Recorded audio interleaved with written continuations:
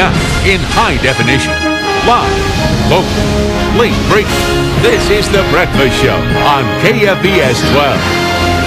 If you're just now waking up, we are following late-breaking news out of Ware, Illinois. This story has some twist. A house destroyed on Elm Street overnight. We've spoken with some people who were on scene, and the Union County Sheriff's Department all say this fire was likely connected to some rock throwing reported to police earlier in the night. We have a crew on scene, and we're going to have more details in a live update just a little bit later right here on The Breakfast Show. Well, good morning, everyone. Also, late-breaking news out of Western Kentucky, where a portion of the Julian Carroll Jackson Purchase Parkway has been closed due to an accident involving a tractor trailer. This is near Wingo, the 15-mile marker, Graves County. The road there could be closed for a while, so if you're getting ready to leave the house and head in that direction, might want to make other plans. Our other developing story of the morning, of course, is the weather. And that could cause some travel issues as well, Laura. Yes, we are already noticing those across a good chunk of the area. Let's go ahead and go straight to Storm Team Digital Doppler, take a little tour here, so if you're just waking up, you know what to expect. Of course, a lot of us seeing those big snowflakes now, that whiter, brighter white, indicating the heavier band just now moving into Sparta, stretching down into the Cape Girardeau area right now, and Anna, and now most of the far tip of western Kentucky under that snowfall. So notice a little pink, a little green.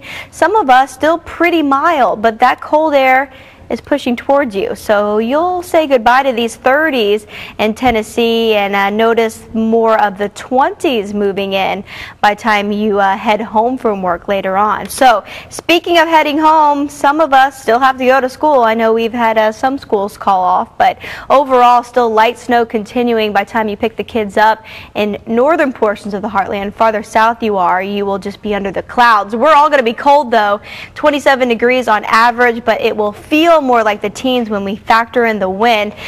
Will there be a warm up in store for your weekend? The answer is yes, but how warm, you'll have to stick around. I'll let you know.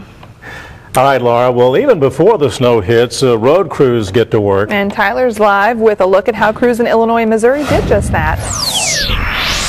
Well, Jim and Lauren, when you're getting a snow event like this, one of the most important things you could do is pre-treat the roads and get out there in advance because, of course, we've been calling for the snow for a couple of days now. But really the roads, I mean, I'm in a parking lot right now, but you can see how it's kind of getting on some pavement, not a whole lot of snow. But if you get on the grass here, you're going to be able to see a lot more snow there. But for the most part this morning, if you're just getting ready to head out the door, the roads are going to be fairly clear. It is going to be like a rain or a drizzle more like, but may not be like that the rest of the afternoon. Now take a look at some of what folks in Missouri will be putting on the road. This is one of several salt sheds that MoDOT uses to pre-treat the roads right here in the heartland. MoDOT Superintendent Lawrence Schumer says they have a lot more salt on hand now than they typically do in early January due to the lack of snow so far this year.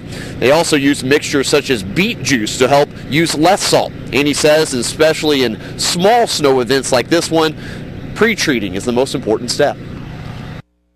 We pre-treat the roads. If it's coming in as snow, we'll pre-treat the roads, which helps a lot. It keeps the snow from bonding to the roads, and it takes a lot less material than when we clean it off, you know.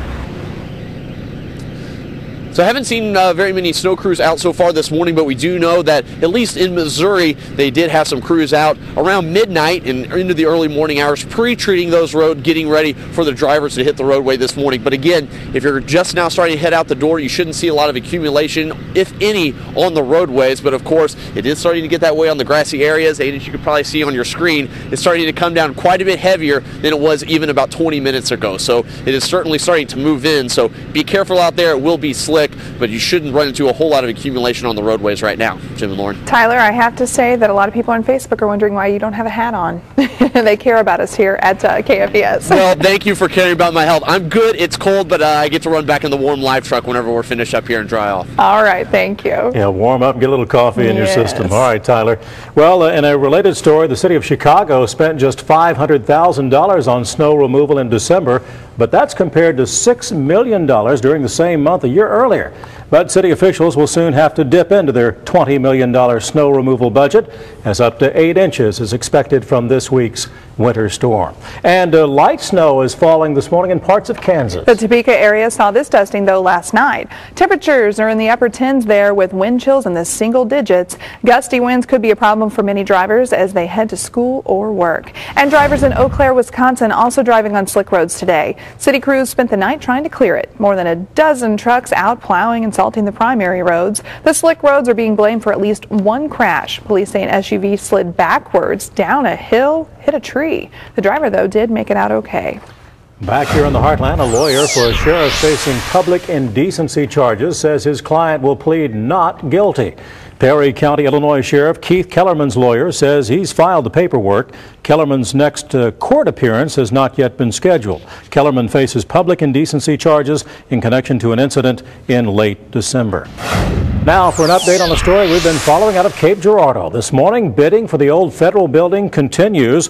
We've got a live look at the building that is, from our Skycam. Bidding was once again extended on Wednesday. Right now, the highest bid stands at over $325,000. Now, several late bids have extended the auction over the past couple of days. It's extended by 24 hours after every bid. It's now set to end this afternoon. The building's been empty since the new Limbaugh Federal Courthouse opened several years ago. All right, caught on tape. Pieces of falling glass crashing down 8 stories on a sidewalk below. You'd scream too, I bet. It happened yesterday morning in downtown Sacramento. A news crew happened to be there and captured the event on camera. The decorative piece of glass fell from this building, smashed into pieces as you saw, where some workers were taking their smoke breaks. Architects checked the other 6,000 windows on the building and found no cracks. They did recommend more testing, of course, and certainly repairs. Also caught on tape, a homeowner is lucky to be alive after a man attacks him while trying to break into cars into his neighborhood. Take a look. It's something police in Halsam City, Texas say they've never seen before. The homeowner told a local station he saw that suspect walking up and down the road shining a light into cars, so he decided to come out and yell at the guy. Well, as he walked back inside, the suspect came after him and tried to stab him. They traded a few punches, as you see there, and the homeowner was cut in the arm. When the homeowner ran inside, the suspect came after him again, smashing a flower pot and kicking at the door. There's that flower pot. Police are still searching for that suspect. I guess he tried. Well, snow is falling right now in parts of the heartland, and we're monitoring that on air, online, and on Facebook. But when we return, Laura will have a live look at conditions next. And what's the hot gadget today at the big Consumer Electronics Show? I'm Cara Suboy, CNET.com, with a look at some of the quirkier tech found at CES. That story coming up next. Now, in high definition, live, local, late breaking. This is The Breakfast Show on KFBS 12.